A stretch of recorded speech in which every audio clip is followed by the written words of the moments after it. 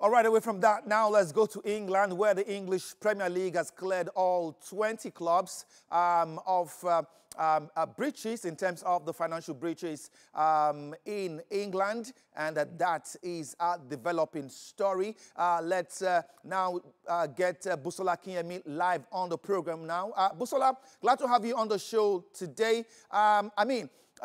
Interesting days ahead as far as the English Premiership is concerned. We'll come to the fixtures later on the show. But let's talk about the ongoing conversation around financial breaches. All 20 clubs have been cleared for the 2023-2024 season. And I think Manchester City will be the happiest for this.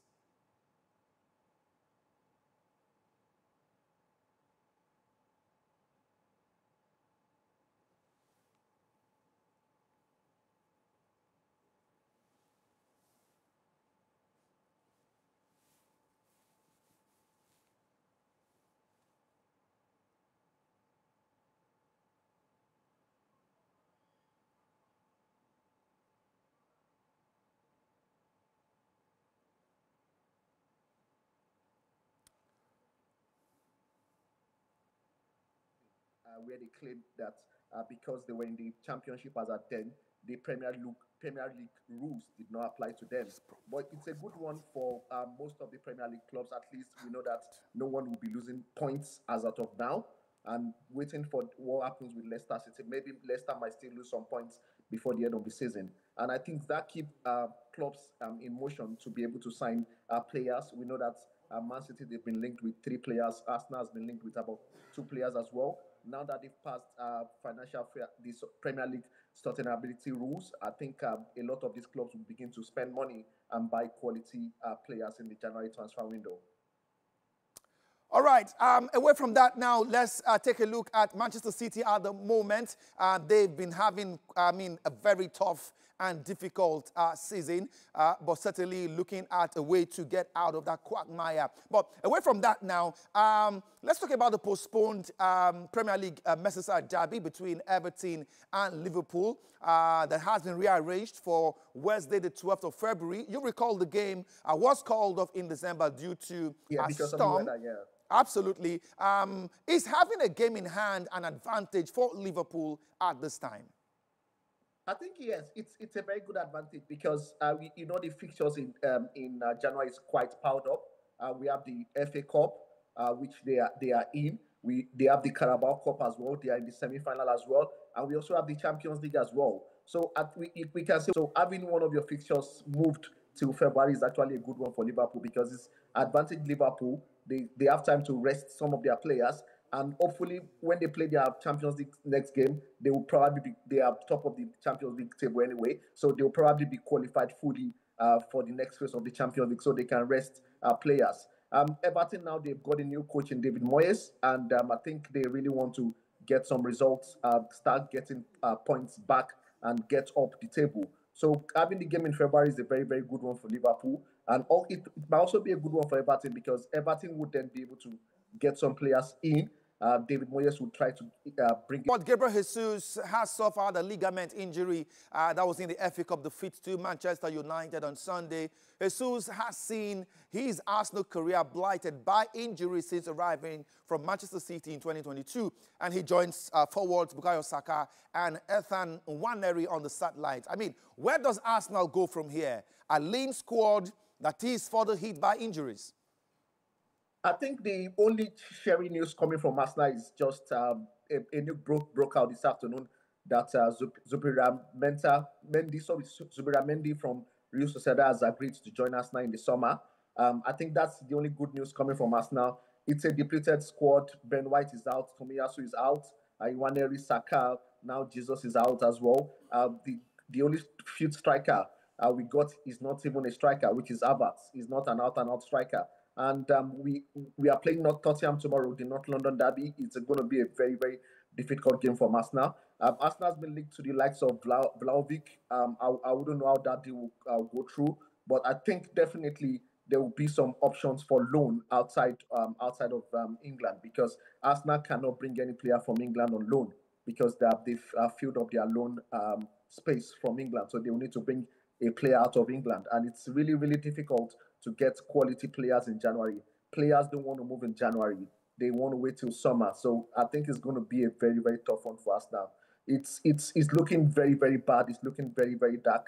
And I wouldn't see them competing against Liverpool again because it's really not a good one in terms of the squad size at all. And the question has been who to blame for the downside of things for the Gunners, because, I mean, in a season that Manchester City have been out of sort, Arsenal was expected to steal the show and, of course, you know, get to prove some mettle. But we haven't seen that in the Gunners so far. There is a school of thought that if Arteta fails to win the league this season, which is in his 5th season at Arsenal, and Liverpool wins the title in Arne Slot's first season, then Arteta should not remain at the Emirates next season. Do you share the same view? I think, yes, I quite agree. And there's so much fun on rising. I was at the last game against United, and it was terrible for we fans of Arsenal.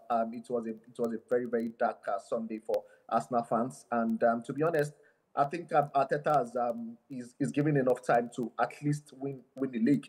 We can say he's won the FA Cup, but Arsenal wins the FA Cup every time. So FA Cup is not new to Arsenal. And I think the league is just where we need to put a finishing line and try to just win this league. It doesn't look visible again, especially with the number of injuries Arsenal has. But I'm thinking if we can get some quality players, then there could still be a little bit of fight to finish. Of course, the Champions League, everyone who says, oh, we're still in the Champions League, we're still in the Carabao Cup, we can still turn down the 2 goals against Newcastle. And I know it's going to be very difficult in St. James's Park. It's difficult when you go to Newcastle. The fans are just really, really chanting from the first minute. So if Arsenal definitely doesn't win the league this year, I will probably think there will be questions regarding the future of Arteta, definitely. But what he's doing in terms of signing some Spanish players, they might want to give him one final year to say if his project can probably win the league for that last year. But definitely, if Arsenal doesn't win this year, then next year more teams will compete as well. Absolutely. And before I let you go, Busola, what do you make of AC Milan's interest in signing Marcus Rashford from Manchester United? I mean, we hear that Zlatan Ibrahimovic is speaking with the player, but will the Serie A suit Rashford and help him rediscover his lost self? Yes. We've got a lot of players that's gone from England to Italy. We have the likes of Tammy Abraham, who went to this team, AC Milan. We have a lot of players, and if you also recall that players from Brighton, players from United, they've also gone to Napoli. And I think with Italy, with the style of play which is physical and direct, I think Rashford is going to go on loan. Definitely, he needs playing time. He needs to get back to the England squad as well with a new coach. And if he gets the playing time in AC Milan, I think the problem would just be his wages. Because I wouldn't know how AC now will be able to afford his wages, because he's on, I think, £300,000 a week, which is really, really that's very high. Like some, yeah, but high compared. And when you look at the pounds to euro conversion as well, because he's going to get paid in euros in Italy, then you're looking at a lot of money for AC Milan. But there's a way these clubs can do it. Maybe they pay part of his salary, the man will cover the rest of the salary. So he needs to play, because now there's a new coach in England, and a new player, a lot of players will get opportunities again. So if the deal can go through, definitely I'll support him going to AC. Okay. Because he needs playing time, and he would definitely do very well in Italy. Okay, let me pick your thoughts as regards today's game. The Midlands, Nottingham Forest, hosting Liverpool. It's a top of the table clash. What are your first against third? What are your anticipations, Busola?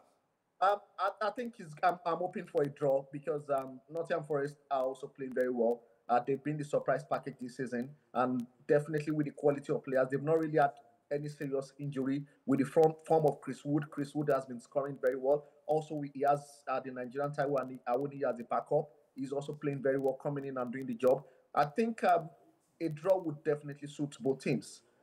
I'm hoping for a draw, because it's going to be difficult for Liverpool to want to take maximum point against Nottingham Forest. So I'm hoping for a draw, definitely, because they are also in a very, very good form. All right, Busola Akinyemi, football intermediary, live on the show from London. Thank you so much for sharing your time with us today. Promise. Thank you. All right.